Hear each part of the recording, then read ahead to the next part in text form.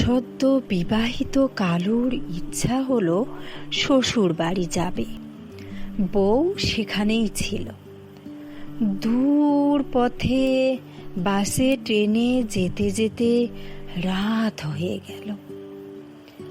Last বাস fail হয়ে গেলে পায়ে হেঁটে যেতে যেতে রাত্রি গভীর হয়ে গেল। গ্রামে যখন পৌঁছলো তখন কেউ কোথাও জেগে নেই। শ্বশুর বাড়ির দরজার কাছে পৌঁছে ভাবল, এত রাতে বরং কাউকে না বলে আমি গাছ বেয়ে বাড়ির ভিতরে চলে যাই, সকাল হলে সবাইকে জানাবো।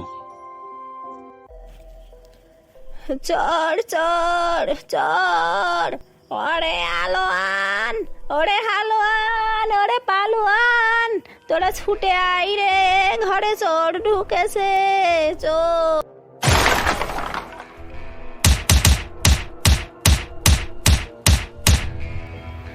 কে কে চেনা চেনা মনে হচ্ছে।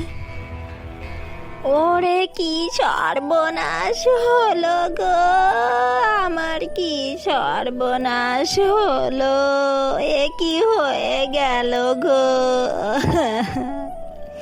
কেন এত মার খেলে তুমি, কেন বললে না ওগো আমি চোর নই, আমি চোর নই, আমি তোমাদেরই আপনজন।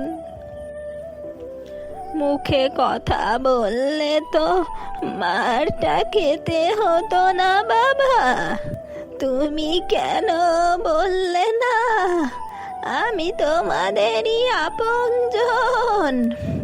কি মারটাই না খেয়েছো বাবা,